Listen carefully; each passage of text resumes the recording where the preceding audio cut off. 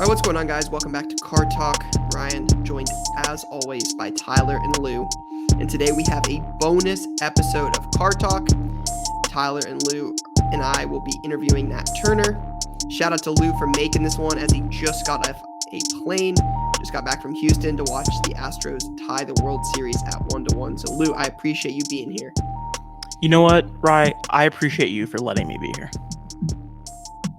No problem. The intro, we're recording this intro after we did the interview, just so everyone's clear on that. We got the chance to sit down with Nat. We were pretty pumped about it. I was leaving the Knicks game the other night. Ryan has always looked up to Nat. Ryan, long time in the hobby, looks up to Nat and said, man, Nat, I think you tweeted.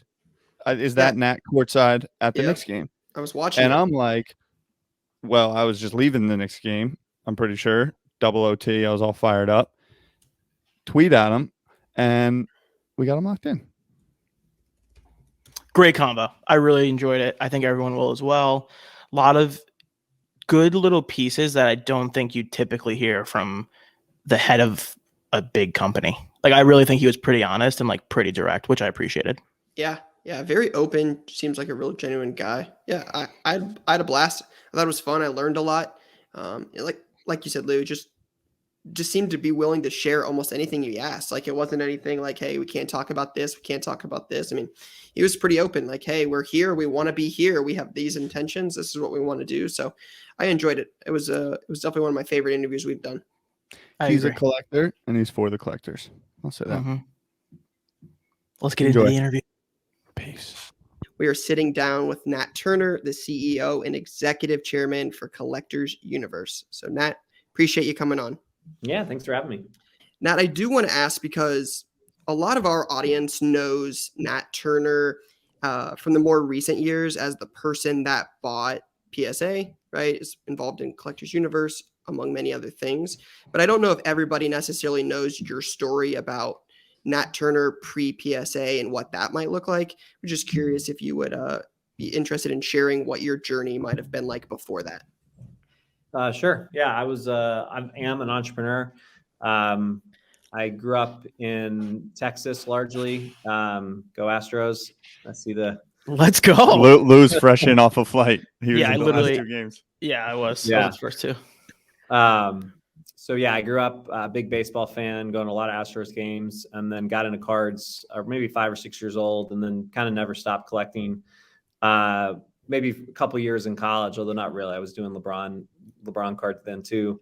Started my first company. I'm kind of like a software guy, so I do design and a little bit of engineering, and so I'm really into kind of software technology building. Started a company. Actually, had a couple companies in high school. Nothing crazy, but would web design stuff. Had a card business. And then started a company in 2007 to do online advertising optimization for ad agencies, which is pretty boring stuff. I didn't really enjoy it, so we got out of that. My business partner and I, and we started a company in cancer. We had a family situation in cancer, like most people, and we got inspired and started a software company in cancer. Sold that in 2018, and then we had a 3-year deal. So I was kind of hanging out there doing the integration and had I don't know, a moment of weakness or a moment of enlightenment, and decided to get into the card business again, as my next thing. So here we are. Yeah, that was actually going to be the thing I wanted to get into. Was there like a specific moment for you that you were like, oh, wait, like obviously there were some rumors about PSA and like, were they going to become available and all of that stuff. Was there a specific moment that you were like, oh, wait, like we could just put together a group and just buy the company? Yeah, well, I remember where I was. I was in North Carolina. It was post-COVID had just kind of gone off. This was like March last year. Mm-hmm. My wife and I and our kids, we actually moved down to North Carolina from New York for the summer to just get out of the city. And so I was with my parents and my mom. I mean, literally, I had probably hundreds of thousands of cards as a kid, and nothing of value per se, but, just base card galore. And like all the good cards were kind of beat up. They were in binder sheets that I had transferred 100 times and whatever. but a lot of Jordan base cards and Kobe stuff. So I had them. They were all, my mom wheeled them out. She's like, by the way, when you guys leave, and whenever that is, you're taking all this with you. And so I was basically organizing, frankly, throwing some things away. I had my 5-year-old at the time son going, helping me like pick out players, and I was just having so much fun with it. I was kind of like reconnected. I was in like a not to get like sappy or whatever, but I was in kind of like a low point collecting wise. I was kind of like looking for something, I was doing some sets, but like the hobby was kind of boring at the time. This is like 2 years ago, in my opinion. It was a lot of the same.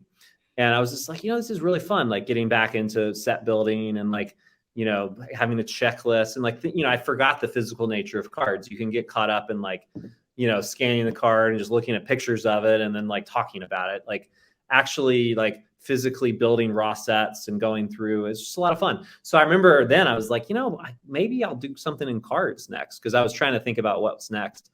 And I called a friend of mine, which was not so dissimilar to years before when I was doing the cancer thing. I was like, hey, is it like crazy to think, that maybe like PSA/Collectors Universe is something we could go after? He like before, he was like, yes, it is crazy. Yeah. I was like, all right, fine. And then, I called some friends of mine who were kind of interested in supporting whatever I did next. And I was like, hey, crazy idea. And it became not so crazy within a few weeks. I had about half at the time the stock price was lower, but about half the money lined up, including my own. It ended up getting more expensive and more complicated, but yeah, it was running up there. Running up there for sure. That was late March, early April. Yeah. I'm going to go right at this question. Software, I think a lot of emails come in, talk to a lot of people. There's a bunch of entrepreneurs, AI grading, computer vision, what have you. What's your take on where that goes, right? Obviously, humans are a factor in grading, right? And humans have emotions and all that jazz. And we talk about that at length. A human comes in on a Tuesday, maybe he looks at a card differently than he does on a Wednesday. Or she, for sure. Or they, where's your head at on that as a collector and then also as a business operator of PSA? Yeah. So look, it's no secret, we acquired a company called Jennament, I think back in April or May this year. And I believe, well, a couple things. I don't believe it's going to do everything like some people think. I don't think we don't want to replace the human element in grading. Card grading is actually really hard, and it's an artisan process. And I don't think there's not many artisan processes, artisanal things that you can replace with computers and software. Agreed.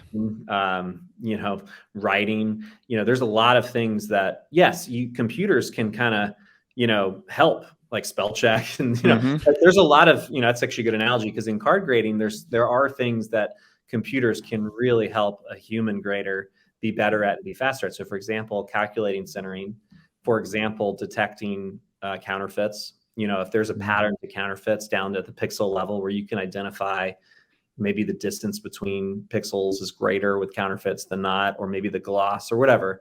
Computers can really learn that over time. And frankly, just allow the human grader to not even waste their time looking at a counterfeit card, because you can just fail it and then move on. But when you're in the grading room, you'll see there's a million edge cases, and computers will only get you so far. And so, but it's a good safety net. I kind of think of it as we call it technology assisted grading, where we're trying to supplement the human process. And I personally think companies or startups, whatever, that think they can automate it entirely. Maybe that's true for 2019 Prism low value cards, which no one's messing with. But, when you get into vintage cards that perhaps pretty large size variances, like you can't, it's just not going to happen. Computerized grading, I mean, it'll help. It won't, Yeah. I guess to supplement the human aspect of it. Yeah. It's all about making it better and faster, but it's not going to replace it. Mm-hmm. What's it been like operating in terms of just the massive expansion? Obviously, there's labor constraints, COVID, everything, and then you're in a business where demand just went insane, and a lot of it is, again, based on human. What's that been like as just an operator you know, from the outside, everyone's got their take, right? Everyone thinks they know what you're up to and how y'all are playing it. What's that process been like? Well, I'm hiding in a supply closet somewhere in our office in California. I mean, I don't even have an office, so it's hard. I mean, look, when anyone has my new favorite thing is when anyone comments on, you know, how crappy of a job we're doing, I give them a link to our careers page and say, hey, you can, you know, we're hiring. Like, yeah, exactly. Our biggest problem is that it's you know, it's just hard to find talent.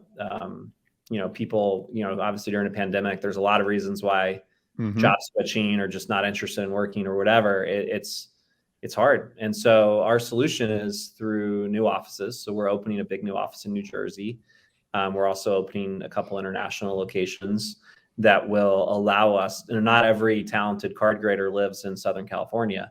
I wish, you know, because that's where we have 90+% of our square footage, but you know, it's a hiring issue, but we're growing despite that super fast. I mean, we're hiring, you know, I think well over 10 or 12 people a week still, despite being suspended. So largely on the grading team, also research, you know, where we're researching cards. We're also hiring a lot of engineering and product managers. You know, that's something that we're going to be doing no matter what, if we're suspended or not. You know, we don't need people to open boxes and shipping right now because, you know, we're largely suspended on receiving. Shipping, we still need people because we're obviously working through the backlog. But, you know, imaging, you know, we're imaging every card now before and after grading. I was pumped about that yesterday. I saw it by accident. Lewis PSA 10 back, pumped. Right? Well, yeah, we don't like pump our chests on these things, but, you know, if you're in the set registry, you know, if you submitted a card since February, you're going to have a picture of it. And it's really cool. And by the way, just to give you a sense of scale, you know, we're grading 40,000 plus cards a day now. So, and by the way, you have to take a picture of the front and the back. Oh, and by the way, before and after grading. So all of a sudden you multiply the number by 4. So it's a lot of images. Actually, the cool scanner we're using is right behind my wall here. Right Talk about file management.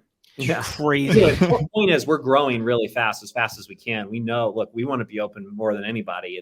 We have a lot of people here who, you know, are in research or receiving, who are just itching for those boxes to start coming back. And we know it'll be an avalanche like it was earlier this year.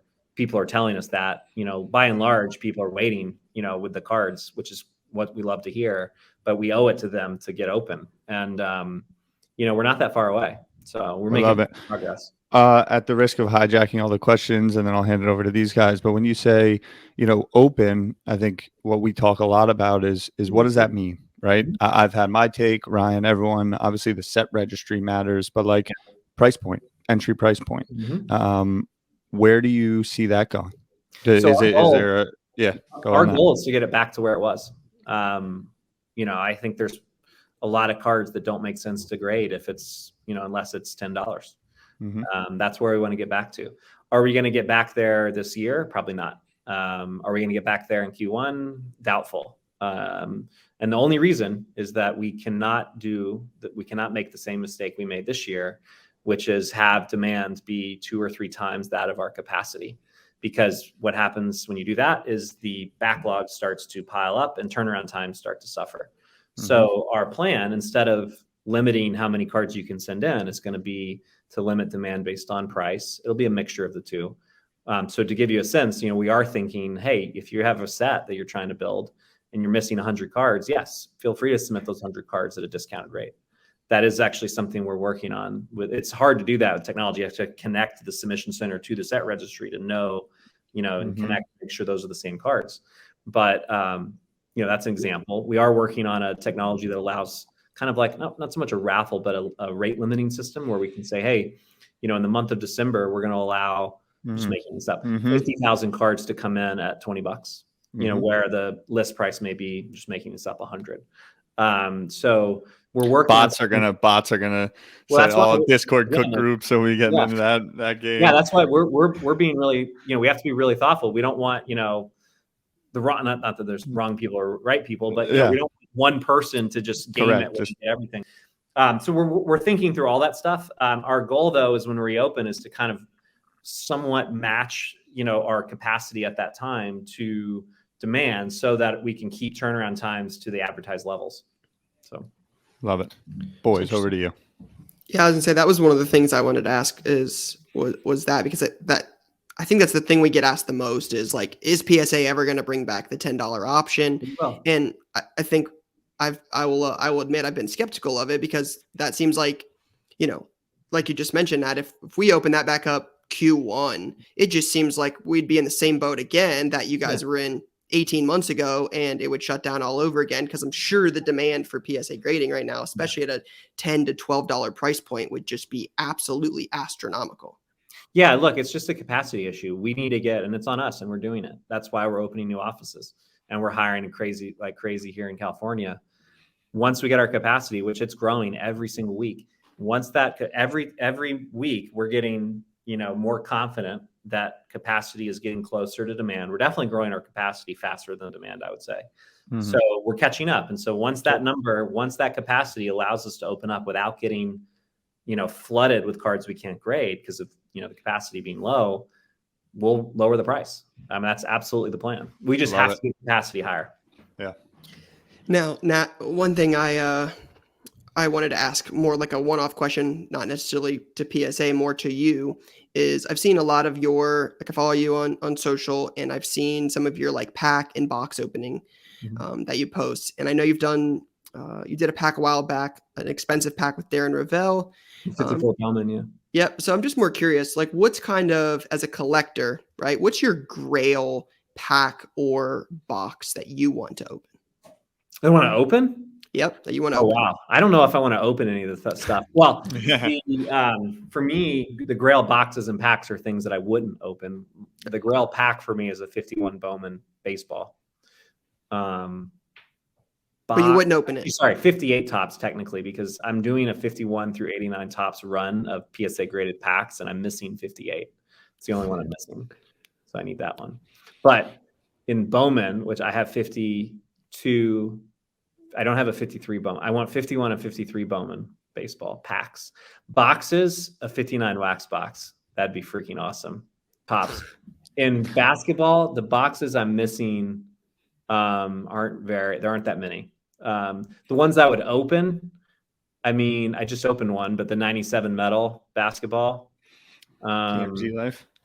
Yeah, I didn't get a PMG. So it's less about like opening the box. I have this weird thing where I want to pull, like, I don't care who the player is. Like, I've been opening EX for years, 97, because I wanted to pull a Credentials and a Jambalaya.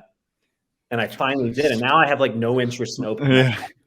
So like the 90s. You've reached the mountaintop. Like, I don't care anymore. The 90s, I still have the boxes, but the 97 finest, I've opened freaking 50 of those, like the angular shape box, because I want to pull an embossed refractor out of 74. I never have. And then I sold 5 boxes to a friend of mine, and he freaking pulled it. Yeah. So like Antonio McDice, that would have been amazing. That's brutal. I want to pull a PMG red or green I pulled one as a kid, the green Kittles, but I want to pull one now in the 97 metal.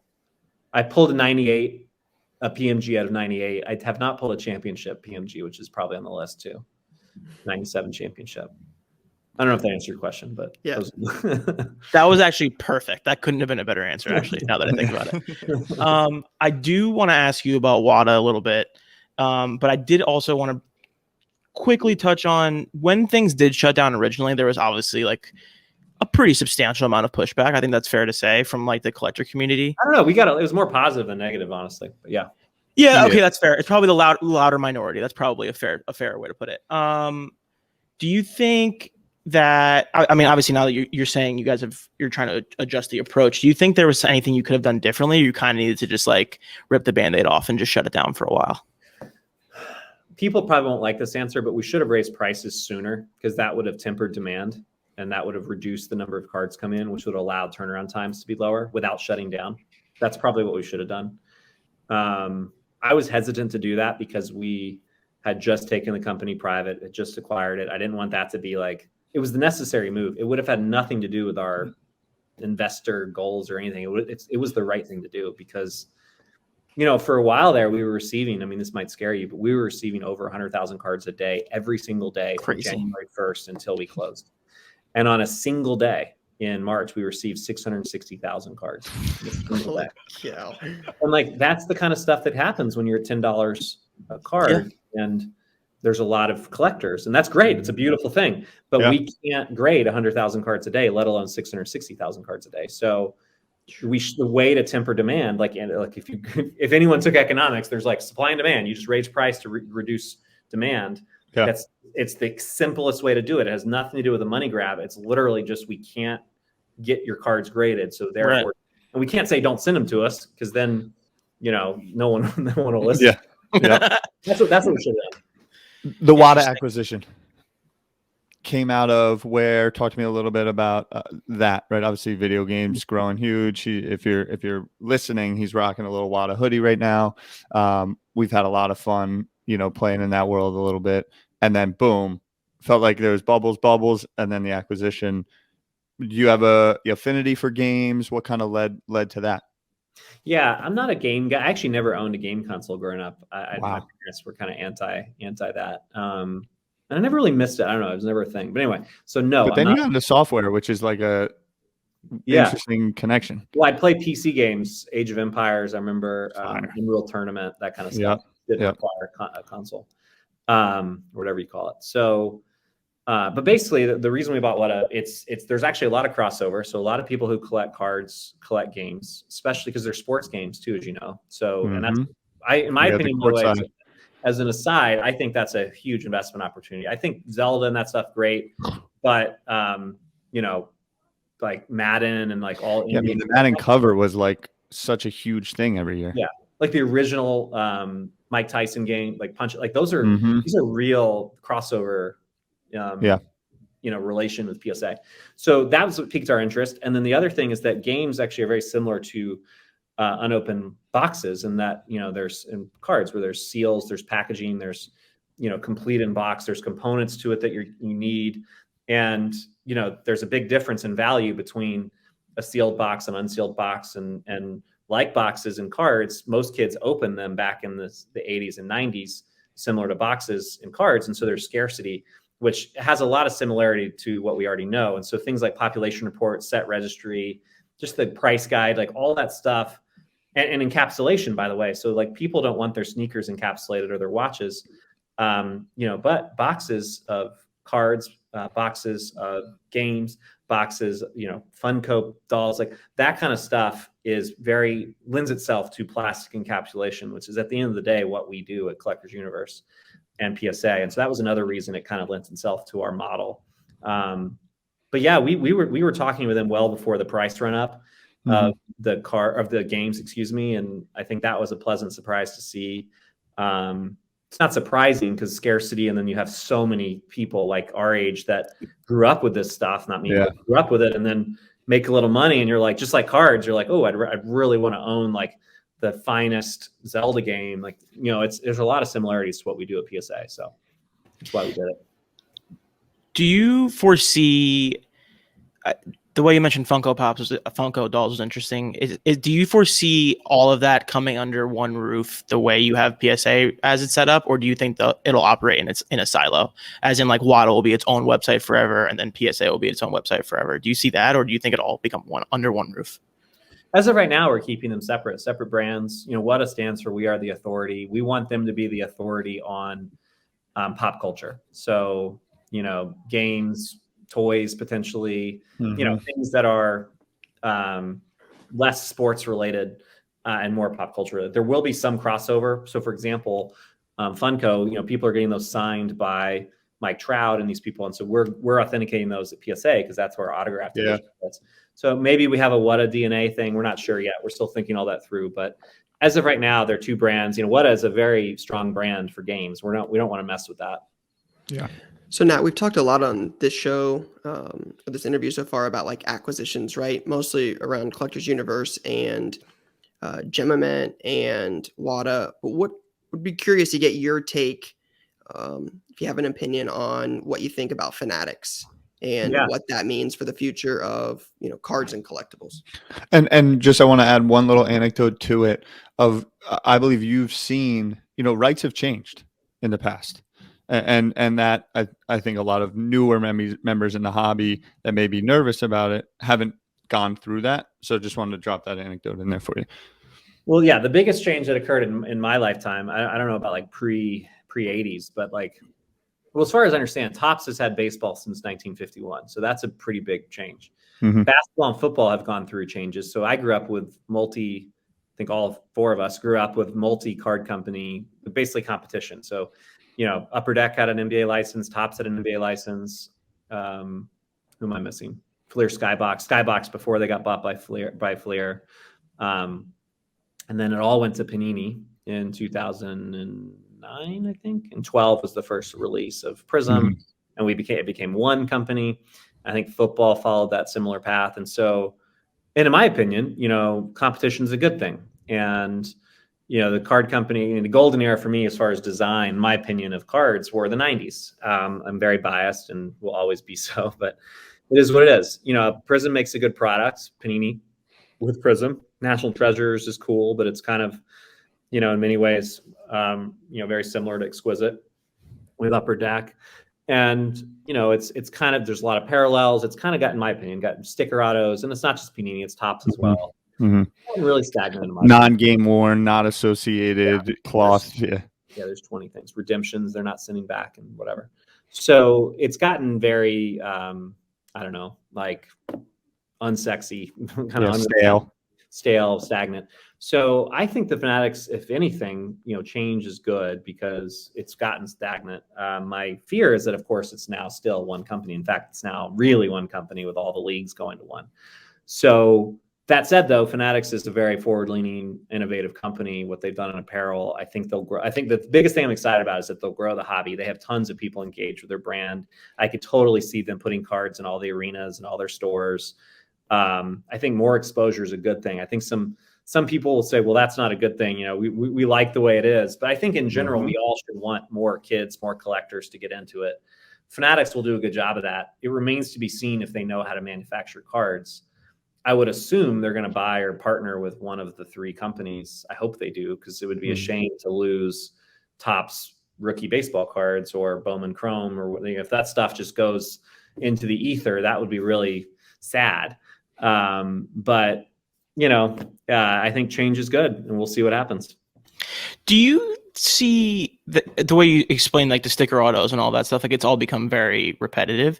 Do you think it's a staleness / like, I don't want to say laziness, but staleness is the word I'll use, or do you think it's a scaling issue of like, all right, we got to get several thousand autos for a couple hundred players? Like, I feel like that's not defending them in that way, but it's a pretty big challenge for like a significant amount of product every year to get that much stuff, So I hear that. I totally understand that. And COVID makes it harder. But first of all, sticker autos have been around since 2003.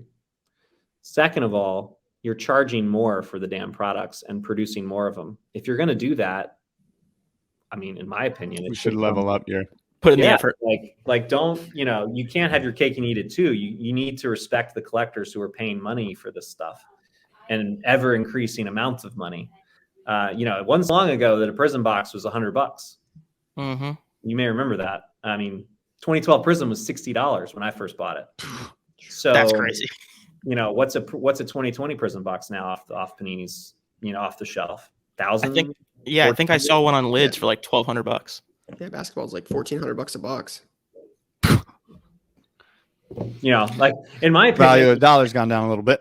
I mean, look, I'm going to be on my soapbox about this, but when you're charging whatever that is, 12 times the price, and you're still doing the same thing, sticker autos, if not more of them. I understand scaling's hard, but look, I'll give you an example of PSA. We're scaling, but we're not going to scale if quality goes down.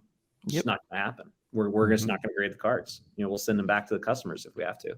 It's easy for me to say that because PSA is not the same as card manufacturing. I'm sure it's a totally different ballgame, but don't produce the cards if you can't produce a good product. Totally. Yeah, that's super fair. Can I also ask you, are there any modern players that you collect or modern sets that you're super interested in the way you're interested in the 90s stuff, or no? I really look, every 3 years, I'll pick like a rookie who's exciting in just baseball and football, or not football, excuse me, baseball and basketball, and maybe every 10 years a football player. And so in basketball, I love Luka and Ja. I've definitely, I haven't done, like LeBron was the one that I went kind of big on. The one I'm really embarrassed by is Gerald Green. Wow. Yeah, I'm not proud of that one. He was a Houston guy, so I kind of and he had hops, but anyway. But I took a break. I licked my wounds on Gerald Green for a while, and did Durant a little bit, and I unfortunately sold when I stopped liking him when he went to the Warriors. Luka and Ja in basketball, in baseball Acuna, and Shohei, and then in football Mahomes. Interesting. Yeah, so you stacked up a couple W's there. You can eat the Gerald Green money a little bit. Mahomes is I bought him in 17 or 18, but it's not looking good. We've had Yeah. fun combos with Kafka, his quarterback coach, and collecting his stuff. That's been fun. We've talked a lot of sports, Pokemon, Marvel, Fortnite. What's that been like? Kind of focus for the business? Are you seeing still mass influx in that? And is there any maybe, cultural product that you're seeing do good stuff? I think even the Marvel stuff's a little bit older, but anything you're keeping an eye on there? Yeah, I mean, look, I think 20-30% of our PSA volume is TCG, trading card games, which is Pokemon, Yu-Gi-Oh, Magic the Gathering, Digimon, like all this stuff. And you walk around the building like I do every day. I mean, it's everywhere. And high value stuff too. It's not just the, under $100 value stuff. It's walk through, service levels here frequently. Nice. And we have a Japanese office in Japan, in Tokyo, and it's a much higher percentage TCG comes out of that channel for us. But anyway, yeah, it's so non-sports is growing really fast. The pop culture cards that we're watching. So, and I should say two things. One, in sports, soccer and F1, and boxing. Like we're seeing I'd say in that order. Boxing is interesting. We don't talk boxing, but we talk soccer and F1 on this. Yeah, so we see boxing and UFC and for sure. I mean all sorts of stuff. I mean we're seeing sumo wrestling cards and like these kind of like cricket cards, tennis. You saw Serena cards, for sure, $40,000.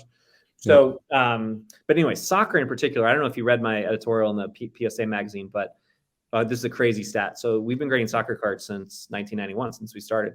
The entire population of PSA cards from January 1st this year to end of September doubled in our 30-year history. It doubled. Wow. How? In 9 months, over a 30.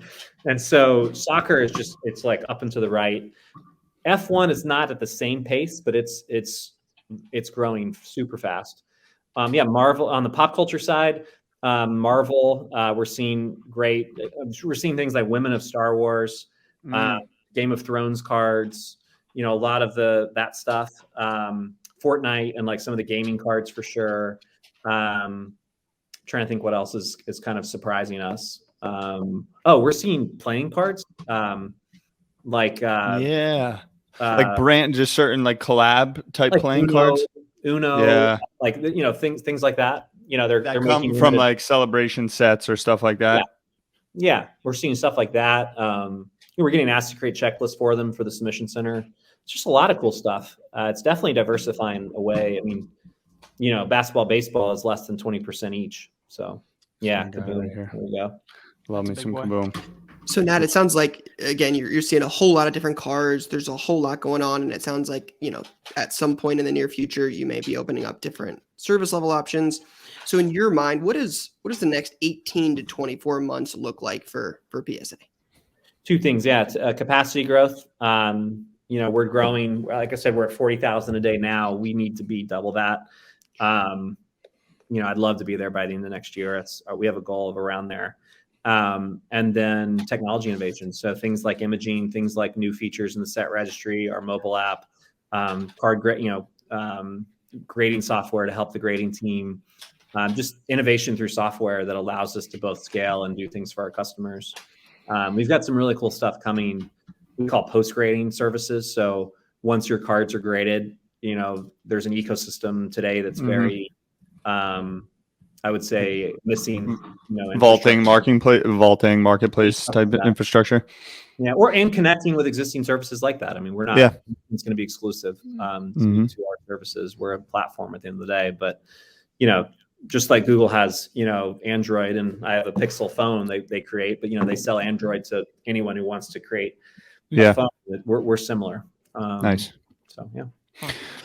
NFTs, digital collectibles. Yeah. Where you at as a personal collector, and has the conversation come up in the business at all? Yeah, it's not, frankly, I'm almost every day. I personally am dabbling. I'm not really into it yet. I'm starting to understand it more. Sports digital collectibles is probably going to be where we start first. Top Shot, So Rare, what Candy's doing with baseball. There's opportunity there because there is crossover with cards for like a PSA wallet, if you will. Yeah. Where it's part of your inventory of collection. Nice. That's where those images can come into. Potentially, yeah. So we're looking at that. But yeah, we're not going to release our own or do anything. We get a lot of frequently asked questions around like, okay, every time you create a card, will you create an NFT with that card? And I don't know. It's just, we have this belief on the grading side of the business that it's almost like the anti-NFT company where it's all about embracing physical collectibles. And I think there's something really nice and beautiful about that. It's so funny. I just pulled out my cards because I got all excited about soccer, and I haven't pulled them out in probably 4 weeks. And I have like this weird, I have this weird thing going through me right now. I just want to sit here and look at everything that I got. People forget the fun, the physical nature of cards as we've moved to Instagram. Yeah, and shows. I think shows maybe is a good little way. I don't know if we got to jump, in 3 minutes. We've had an absolute blast going to shows, networking with people, and I know Ryan. We talk a ton about dollar boxes and all that. Is there a place for PSA to show up, be at shows? Obviously, they do on-site grading. And then, how about yourself? Do you like to frequent shows at all? Do you have a favorite show or anything? My favorite show is just local to me. It's the White Plains show in Westchester, north of Manhattan. Great show. It used to be. It's COVID, man. I mean, I don't go out to the Hofstra show. It's a little smaller and further drive for me. But yeah, I bring that thing like the East Coast National, right? The Hofstra one. The Hofstra one, yeah. Yeah, the Hofstra show is cool, but I mean, the Westchester show is awesome. I have some great memories there with my now 6-year-old. I mean, honestly, before about 6 years ago, I would sit in line. 10 years. I mean, I'd sit in line at the PSA. I forgot to fill out forms, and I'd freaking sit there. It's so cool. Yeah, but I mean, we want to take the show on the road with PSA. It's COVID's tough, man. Yeah. And by the way, it's a big effort. I mean, we got freaking like machines as tall as the ceiling that we need to bring with us doing sealing. But like accepting drop-offs and submissions, that sort of thing, we're definitely open to that at shows. It's just hard right now. Yeah, I can't even imagine what that back room at the National looks like for you guys. It's got to just be an absolute madhouse. Between the machines and the cards. Employees in that little. It wasn't little. We had the largest booth, but yeah, 10% of the company went to that show. That's insane. Yeah, we did over 10,000 cards. We did, pretty close. Wow. On site at the National. Yeah, we didn't bring a single card home with us. Wow. Good for you guys. That's awesome. We had scanners. We had the whole setup there. That's a real achievement. It was cool. Yeah, I had nothing to do with it. The team did a great job. It was awesome. I just think it's super cool that you were standing online filling out PSA forms now. I love that. That's a pretty good job by you, Nat. So Nat, I think the both of us could, or all three of us could sit here and ask you questions all day, but we certainly want to be respectful of your time. So closing it up here, kind of a one-off question, but you've obviously been able to accomplish such a lot at such a young age, been very successful in the business world. And a lot of card people now are trying to build their own businesses and, make something of themselves in really this new era of sports cards. And I was just curious if you could only give that person one piece of advice to build a successful business now, what would that piece of advice be? In cards or just in general? Just in general, more like entrepreneur. Yeah, which seems like everyone is nowadays or has the capacity to be.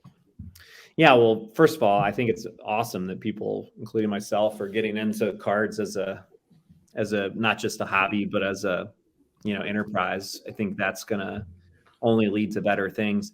I mean, my advice is to, if you haven't started, is just to get. I say that it's super cliche, but just get started. There's so many people who are like, oh, I don't have the right idea. I haven't met a good co-founder, like whatever. Those are just excuses to just get started. learn how to code. That's not an excuse if you don't know how to code. There's Lambda School. There's, tons of places you can, and then 3 to 6 weeks at night, a couple hours a day, you can be a coder after a few weeks. Like it's not that hard these days, honestly. And just get started. And then if you've already started, my advice would be to really choose who you're working with. Your first 5 to 10 people hires are co-founders, partners, whatever, are make or break. If you choose to do business with the wrong person, just really due diligence. And, if someone is still not willing to quit their job and you did, or whatever, like you have to be in the same boat, have a great trust and relationship with each other. Otherwise something will happen and the company won't work. It's the biggest thing I see in company failures is the initial team just, there's a bad apple and, or there's a falling out amongst co-founders or partners, and the company's the whole thing from that. So makes Very sense. Cool. You got anything you want to sign off with, Nat? Otherwise, I think we're good. This is fun. I gotta get back to work. Yeah, this is good stuff. Likewise for the boys. So Thank you, Nat. Really, thank you for taking the time, Nat. It's been fun. Yeah, All the Appreciate best. it. See ya. Thank you.